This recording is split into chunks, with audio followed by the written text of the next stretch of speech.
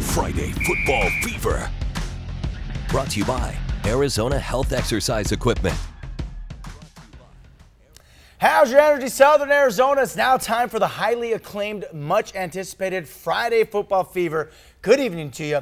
I'm Paul Cicala. And I'm Ari Alexander. Paul, this week we may have one of the best matchups in Southern Arizona all season. Two undefeateds, Tucson High and SALPOINTE Catholic. True that, my friend. This matchup of a 6A versus a 4A power is such a big game. I have it as my lock of the week. Whoa, whoa, whoa. Lock of the week. This game is my shoe-in of the week. That's my shoe, isn't it? Anyways, it is all right, shoe. Either way, we are locked in and we are laced up, and Friday Football Fever has that combination of highlights that you need. Oh, let's kick it. Let's do this. All right, it's on like Donkey Kong, or shall I say on like flan.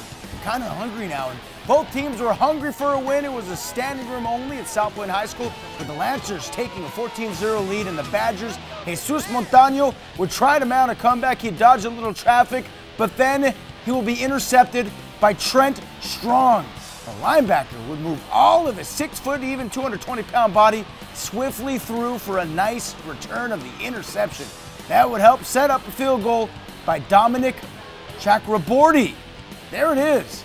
The lead for SALPOINTE will be 17-0. After that, Jesus Montaño will get the ball to Cesar Sanchez, and Sanchez is picking things up for a nice game. And after that, Eric Caballero for Tucson High will be taken down by Alex Withers. SALPOINTE gets the ball right back, but Devin Green's pass is about to be battered away by Wyatt Campos for Tucson High.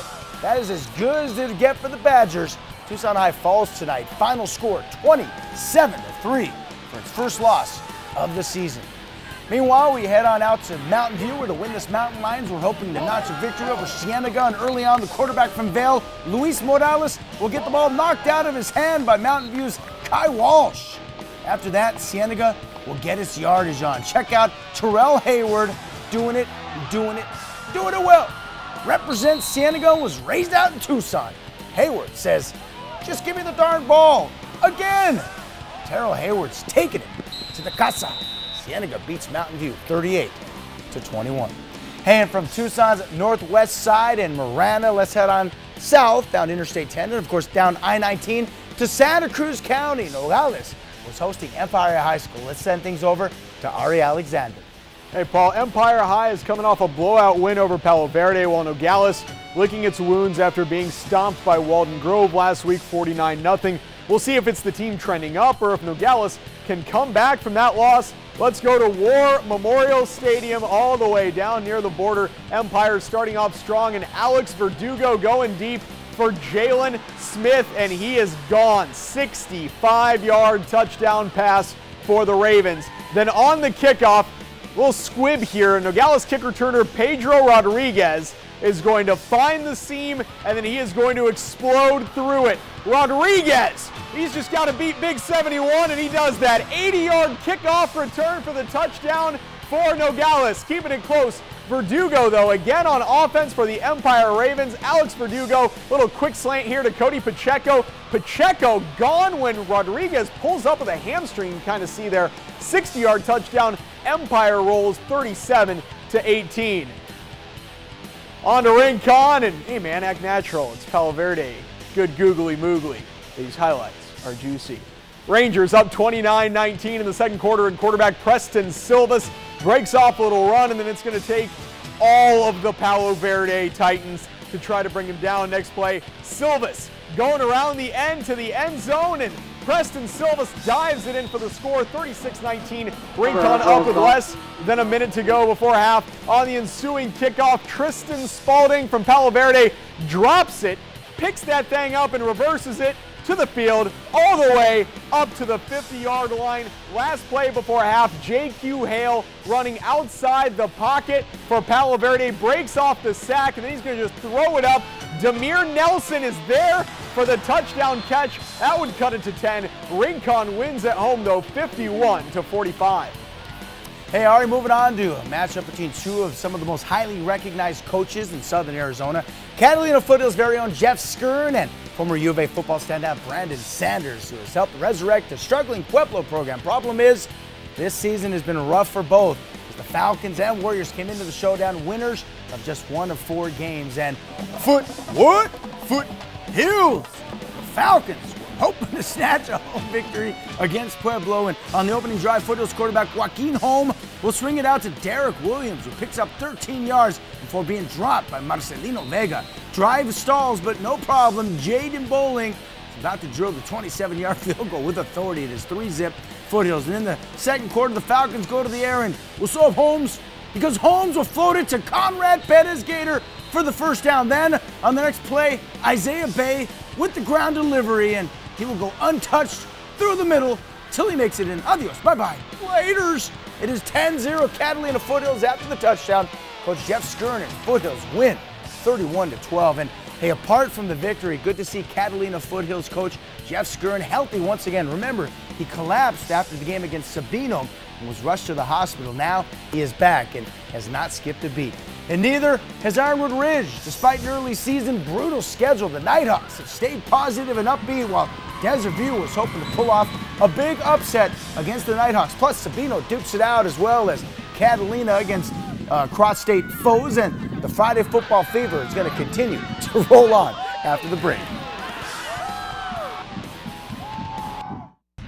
Friday Football Fever. Brought to you by Arizona Health Exercise Equipment. We are the Catalina cheerleaders, and you're watching the Friday Football Fever. Woo! Hey, gotta give props to the Catalina High School cheerleaders, keeping the spirit up for the Trojans. Welcome back to the Friday Football Fever, my friends. How's your energy, my high school football fans? I'm Paul Cicala, Ari Alexander standing by. But first, quick reminder, you can see all of the scores for all the big games on our ticker right below, and we'll have full rundowns on KVOA.com. But for now, let's get right back into it, shall we? Desert View's staff, along with Coach Bonillas, we're hoping to stop Octavio Adricopos, the quarterback for Ironwood Ridge, but that's not what's happening in the beginning. The early touchdown will give Ironwood Ridge a 7-0 lead, but the Jaguars get the ball right back, and Devin Lopez will hand the ball to Jacob Ramirez. Ramirez off and running into the end zone. Desert View is hanging tough, but then Ironwood Ridge's Octavio Adricopos will hand the ball off to Nathan Grijalva, and he'll get the TD right back. The boys from Oro Valley lead once again. And then on defense, Ryan Palma will intercept the pass from Devin Lopez, and the defensive play ends up setting up Nathan Grijalva once again. And here is Nathan Grijalva taking the ball in there for a touchdown. Ironwood Ridge runs away with the final score, 49-14. All right, moving on from Valencia, the south side, heading to the far northeast along the Santa Catalina Mountains. We head to Sabino's home matchup against Benjamin Franklin High. Ari Alexander joins us with more. After an ugly start of 0-2, Sabino High School has worked its way to claw back to 500. Sabino came into tonight fresh off a low-scoring win over Blue Ridge, and it'll be a rematch of the state semifinals where we go to the Saberdome. Sabino taking on Ben Franklin. They do that shoot dance later, which, by the way, is not from Fortnite. It's from Memphis rapper Blockboy JB. Showed him some respect. Also got to show respect to the Sabino defense. Nick Satterley stopping that little single wing offense that Ben Franklin runs. And Sabino shuts down the Chargers. And then Jamel Smith breaking off the run on offense. He is gone. That'll make it 21-0. Jamel Brown, rather. Let's show some love to the line. 46 Richie Pena and 58 Ryan Peoples would block for that big hole. They would call a flag on that play, and then the refs would realize that there was not a foul on that play. They would pick up the flag. 70-yard touchdown stands. They decide it's not a penalty, and a 21-0 lead for Sabino would turn in to a 21-14 win over Benjamin Franklin. All right, let's head to Northside Midtown, where before kickoff, Catalina High School Athletic Director Shane Folsom bangs the big drums, hoping to inspire the Trojans to a victory. But standing in their way, Coolidge High School, and the Bears would get the ball first. And Jose Cruceas, he is about to shoot in for a tackle for the loss. Oh yeah, we'd call his name all night for Catalina. Defense continues strong. This time, Jose Lugo will come up with the big hit. Catalina trying to hang tough, and then we will slow it down just a bit to show Jose Cruceas coming very close to an interception. Boy, oh boy, that may have been returned for a pick six still. It was fourth down, so counts as a bad away. The Trojans played with much heart all night, but in the end, they fall 39-20 to Coolidge. And now let's get to the Friday Football Fever Play of the Week. This play comes from Nogales, who always seems to have a kickoff return touchdown.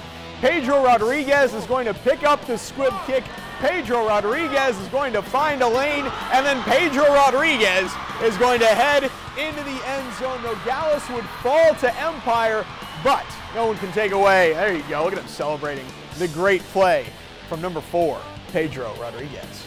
Vote for Pedro. That's my vote. Oh, hey. You know, I've never seen that movie, though. I've just seen everybody You wear gotta the watch shirt. the movie. Never seen Napoleon it. Dynamite. I'm a goofy guy, and I like goofy movies gotta- like that, but I you gotta- have oh not my- seen it. I'm I've so seen that- disappointed in you. I need to get the shirt, though. Vote for Pedro. You know what? The fact you've never seen that movie is the agony of defeat. They're shooing for what, right? Yeah.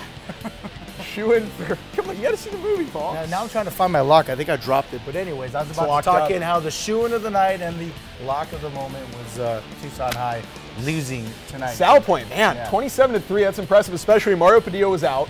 Bijan Robinson got hurt in the middle of this game. So they went to their 3rd string running back and still pulled off a blowout win. And they did. And Tucson High, of course, had a good year coming into this. They still will. First loss of the season. For Ari Alexander, I'm Paul Cicala. You can watch this show again on KVOA.com. After the other shoe drops.